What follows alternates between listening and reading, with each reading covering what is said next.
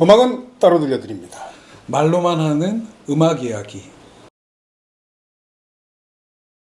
날씨가 정말 너무 덥습니다. 이 열대야가 이게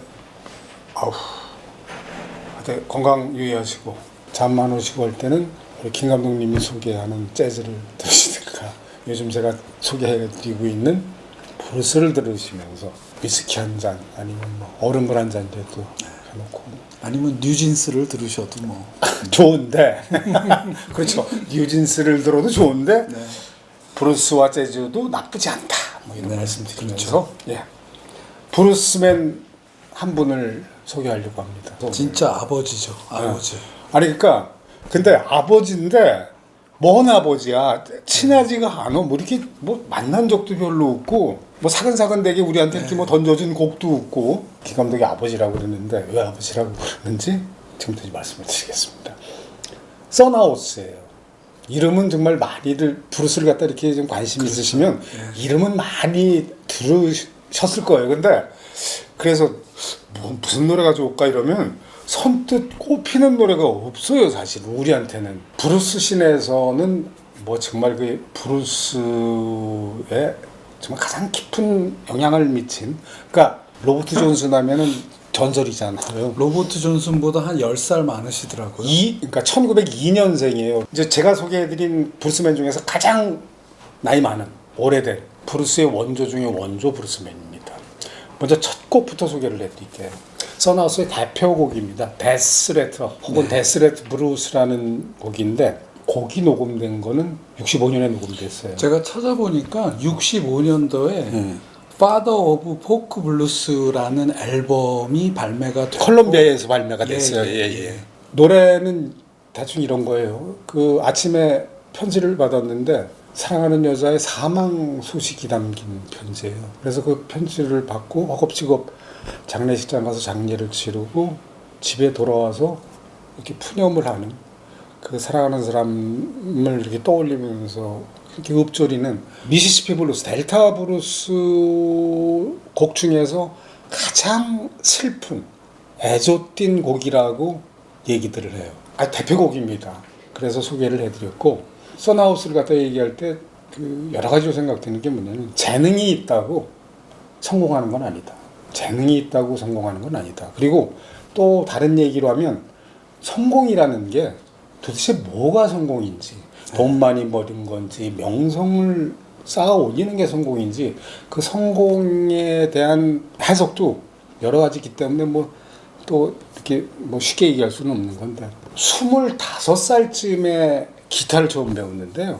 그 전에는 목사 지망생이었대요. 그래서 기타를 배우자마자 몇 달 뒤서부터 공연을 했다 그래요. 그래가지고 뭐 무슨 일에 연루돼가지고 감옥에 갔다 오고 나서 목사로서의 길은 포기를 하고 음악을 본격적으로 시작했어요. 1920년대예요. 그 당시에 제법 인기가 있었대요. 그래갖고 31년에 앨범을 냈어요. My Black Mama랑 프리칭 블루스, 설교 브루스라는 이런 곡 두 곡이 있는데 그때 한 78곡을 녹음해 놓은 게 있다고 하더라고요. 이 곡이 이 두 곡이 선하우스의 아주 대표곡으로 꼽혀요. 근데 이제 재밌는 게 뭐냐면 이 앨범이 발표되고 나서 망했어요. 왜 그러냐면 대공황이 시작됐거든요. 그래서 음악 쪽에서는 성공한 분야가 재즈예요. 스윙이에요. 밀주파는 카바레 나이트클럽을 위주로 해서 돈 있는 사람들이 몰려드니까 거긴 장사가 잘 됐는데 나머지 공연은 그냥 없어졌어요. 그러니까 시장이 없어져 버린 거예요. 그래가지고선 근근히 버티다가 40년대 들어와서 43년쯤에 그 제가 소개해드렸었는데 미국 외도서관 프로젝트인데 미국의 포그 음악을 갖다가 다 채집을 한 앨런 로맥스라는 인물이 있어요. 그래갖고서 이 머디 워터슨이 그 초기 우리가 알고 있는 브루스맨들이 다 그때 발굴된 그런 브루스맨들인데 그때 녹음을 했대요. 했는데 그 녹음하고 나서 조금 지나서 43년이라고 얘기를 하는데 그냥 사라졌어요. 잠수를 탔어요. 그래가지고 뉴욕으로 이사 와가지고선 센트럴 철도라고 아주 유명한 들어보셨을 거예요. 그 철도 회사 짐꾼 요리사로 경력을 시작해요. 얼마를? 20년을. 그러니까 20년 동안 음악이랑 담쌓고 음악을 딱 끄는 거예요. 그럼 이제 이 사람이, 이 선하우스가 그냥 사라졌을 텐데 어떻게 선하우스가 아직도 투맨에서까지 소개가 되느냐. 60년대 포 이제 히피 운동과 함께 반전 운동이죠. 좌우지간 플라워 파워와 함께 밥 딜런이 주도를 했던 포크이라는 음악 장르 있어요. 우리는 통기타 음악이라고 얘기를 하는데 미국에서는 힐빌리라고 컨츄리 이전에 아주 전통적인 컨츄리와 전통 브루스를 갖다 모아가지고 그 포크 운동과 함께 이렇게 발굴하는 작업이 일어났고 발굴하는 작업뿐만이 아니고 그냥 젊은이들이 그때 그 옛날 노래들 거기에 정말 관심을 가지고 사랑을 했어요. 그래가지고 그게 3년서부터 아주 본격적으로 그러니까 60년대 들어서면서 본격적으로 이렇게 됐는데 그때 사람들이 그 옛날 앨범을 갖다 이렇게 듣다가 선하우스라는 이름을 찾아낸 거예요. 그리고 이 사람이 어디 있는지 찾아다녔죠. 사람까지 뉴욕에 있다 해가지고 일 잘하는 선하우스를 끌어다가 이러니까 다시 음악을 시작해야 되겠습니다. 나 음악 안 했는데 그래도 와서 해야 되겠습니다. 이래가지고 두 번째 음악 인생이 60년대 시작이 됐어요. 제2의 전성기를 맞았다. 환갑이 넘어서. 그러니까 브루스맨으로서 재기를 했습니다. 그래서 나온 게 65년 Father of Folk Blues라는 앨범. 예. 저는 사실 이 선하우스를 갖다가 텍스트로 보고 음악 뭐 몇 곡은 들어봤죠. 근데 이렇게 저한테는 안 와닿았어요. 근데 최근이에요. 최근 앨범이 하나 있거든요. 그거를 듣고선 선하우스가 이래서 델타 브루스 하면은 빠지지 않고 나오는 이름이구나. 진짜 이상한 앨범인 것 같아요. 60년대 녹음인데 바로 엊그제 녹음한 것 같이 상태가 예술이죠. 너무 훌륭해. 네. 지금 이 앨범을 소개하기 전에 한 곡을 갖다 먼저 소개해 드릴게요. 이 곡은 펄린이라는 곡이에요. 그러니까 31년에 발표된 곡인데 녹음은 65년에 됐어요. 이 펄린이라는 곡은 노래 가사는 네 소절밖에 되지 않아요. 사랑에 펄린 나한테 관심이 없다고? 정말이야? 사랑에 펄린 그래도 나는 너를 사랑해 펄린. 이게 가사 전부예요. 그리고 기타 연주인데 기타 소리가 뭔가 옛날 기타를 들으면 달라요. 요즘 기타들이 전혀 가지고 있지 않는 음색 어떤 부분을 가지고 있거든요. 제가 초등학교 때 외갓집을 가면 외삼촌이랑 나이 차이가 많은데 그때 이제 외삼촌들이 20대 외삼촌들이죠. 초등학생일 때. 근데 외삼촌들 방에 기타가 걸려 있어요. 근데 기타를 보면 나도 기타를 서울에서 봤는데 이거 모양이 이상한 거야.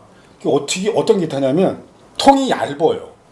그리고 스틸 줄이고 중요한 건 뭐냐면 가운데 새로 된 이렇게 동그란 판이 있었어. 근데 그게 쇠가 아니고 알루미늄 판이라고 그러더라고. 그래갖고 모양이 이렇게 화려하고 무슨 기타가 저렇게 생겼을까? 이런 생각을 했었거든요. 그래서 그 기타 이름이 내셔널 리스네이터라는 일렉트릭 기타가 시작되기 전에 많은 사람들 앞에서 어쿠스틱 기타로 연주를 해야 되는데 소리가 커야 될 거 아니에요. 될 수 있는 대로. 그래갖고 개발해낸 소리가 보통의 기타보다 더 크게 들리게 만든 기타라고 그러더라고요. 네. 내셔널 레조네이터 기타라고 하죠. 예. 리스네이터, 레조네이터. 예. 네. 그래서 가운데 그 알루미늄 판이 들어가고 색깔이 이렇게 모양이 묘한데 그 소리도 정말 강렬해요. 왜 델타 브루스 같은 거 이렇게 슬로우 곡도 이렇게 들으면 땅 이렇게 뜯으면은 아주 깊게 그냥 팍팍 치고 들어오는 소리가 있는데 그 소리거든요. 거기에 이제 구리 슬라이드를 끼고. 그렇죠. 구리 슬라이드 끼고선 또 이렇게 하고. 근데 이 펄린이라는 곡을 들어보시면 선하우스의 그 기타 실력을 능력을 전문가가 아니더라도 이게 기타 이게 매력적이네 이런 생각이 들 거예요. 선하우스랑 기타 얘기하면 빼놓을 수 없는 게 로버트 존슨인데 넷플릭스에 있는 크로스로드 로버트 존슨 다큐멘터리에도 이렇게 나와 있지만 기타를 못 쳤어요. 그러니까 기타를 안 치고 하모니카가 주였던 브루스맨이었는데 1년 동안 사라지고 나서 갑자기 기타 신으로 이렇게 등장을 한 거예요. 로버트 존슨이 저한테 기타를 좀 가르쳐 주시지 않겠습니까? 하고 이렇게 몇 사람한테 돌아다녔는데 그 사람 중 한 명이 선하우스라는 거예요. 그 이야기가 연결된 브루스맨입니다.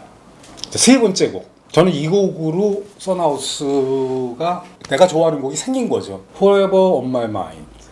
영원히 내 가슴에 있어. 뭐 이런 제목인데. 재작년에 나온 앨범. 이게 이제 아까 이상한 앨범이라고 그런 게 뭐냐면 이게 재작년에 나왔어요. 2022년에 나왔는데 어떻게 나왔냐면 그 말씀드렸잖아요. 63년에 이제 이렇게 사람들이 닥쳐 갖고 다시 복귀한 복귀해서 64년부터 공연을 하고 65년에 콜롬비아에서 이제 앨범을 갖다가 냈는데 그 앨범을 내기 전에 그러니까 20년 동안 연주를 정말 안 했대요. 그래가지고 나 연주 못해 그랬더니 가르쳐 드릴게요. 배워서 다시 하세요. 어디 가겠습니까 해갖고 재기를 하기 위해서 기타를 다시 배웠어요. 연습을 했대요. 그래가지고 그 앨범 내기 5달 전이라고 그러더라고. 그러니까 관중 한 50명 남겨두고 그때 이제 매니저가 그걸 갖다가 릴 테이프에다가 녹음을 했대요. 앨범 하려고 그런 것도 아니고 이제 기타 연습 중인데 그래서 그 50명한테 그 50명을 청중으로 두고 한 녹음을 그냥 자기가 갖고 있었던 거예요. 58년 뒤에 작년 재작년에 이게 앨범으로 나왔어요. Forever on my mind라는 제목으로 여러 곡이 있는데 그 중에서 Forever on my mind라는 곡을 오늘 세 번째 블랙키스라는 밴드가 있는데요. 듀오예요. 기타하고 보컬이 한 명하고 드럼 이렇게 두 듀오인데 이런 옛날 블루스나 포크나 이런 옛날 락을 하는 밴드인데 그 밴드 오래된 밴드인데 그 보컬이 댄 아우어바흐라는 뮤지션이 있는데 그 사람이 발굴해냈더라고요. 그 사람이 만든 독립 레이블이 있는데 EGI 레코드, EGI 사운드라고 거기서 이 앨범이 나왔더라고요. 그러니까 그런 음악들을 좋아하고 존 리 후커 막 이런 노래들 리메이크하고 그러는 밴드인데 굉장히 유명한 밴드인데 그 밴드가 없었으면은 이 앨범은 나오지 않았던 거죠. 그 나올 수 없었던 게 또 뭐냐면 그러더라고. 평론가들 하는 얘기가 이 기타 줄도 안 맞고 그리고 이렇게 발성을 이렇게 보면은 정말 이렇게 아마추어 발성인 듯한 부분도 있고. 근데 그러니까, 굉장히 강렬하죠. 음악적으로는 전문가들 눈에 보기에는 빈 구석이 많고 모자라는 구석이 많은 것 같다고 그래요. 근데 듣는 저희들 입장에서는 아마추어 귀를 갖고 있는 저희들 입장에서는 너무 흡족한 거야. 그러니까 Forever on my mind가 제가 선하우스 곡 중에서는 제일 좋아하는 곡입니다. 좋아요. 아주 심플해. 그 여자가 사기를 친 거죠. 너 사랑해, 자기가 사랑해 이래놓고 도망간 거예요. 떠나버린 거예요. 그러니까 1분이 1시간 같고 1시간이 하루 같고 미치겠다 이거죠. 그 기다림의 시간이 올지 안 올지도 모르는데. 근데 오케이 기다리겠어. 내 마음속에 너는 영원해. 이런 가사예요. 보이스 칼라도 너무 좋아요. 이 노래에서의 소나우스 보이스 칼라. 그리고 더 놀라운 거는 김 감독이 얘기했지만 이게 그 옛날 녹음보다도 그러니까 앞에 두 곡 소개해드린 것보다도 음질이 더 깨끗하고 더 아주 뭐랄까 샤프해요. 작업을 갖다가 좀 많이 한 것 같아. 이렇게 뭐 잡음 제거하고 뭐 여하튼 그 레코드 회사 대표이자 그 블랙키스 밴드 멤버인 그 인터뷰를 어저께 우연히 읽었는데 어려서 아버지가 블루스나 이런 포크 음악을 좋아해서 선하우스 65년도 앨범을 집에 갖고 있었대요. 그래서 어려서부터 들었는데 그 말하자면 대선배의 음원을 구하게 됐고 당연히 내야 된다는 생각을 했고 그리고 그 비슷한 음악을 본인들이 또 하고 있고 그 선하우스 그분 입장에서 88년도에 돌아가셨던데 정말 다행이죠. 아주 앨범 자켓도 아주 예쁘게 다시 나왔던데 머리 싹 이렇게 쫙 넘기고 옷 멋있게 나왔어요. 재능 있었던 뮤지션이죠. 하지만 사실 그 재능만큼 대접은 못 받았던 것 같아요. 그렇죠. 그리고 재기를 했는데도 그렇게 화려한 재기는 아니었던 것 같고. 근데 그 뒤에가 좀 더 화려하고 멋있었으면 이런 생각이 안 들 텐데 생각보다는 참 그래도 Forever on my mind를 건졌습니다. 네. 간단하게 써나우스 소개 여기서 마치겠습니다.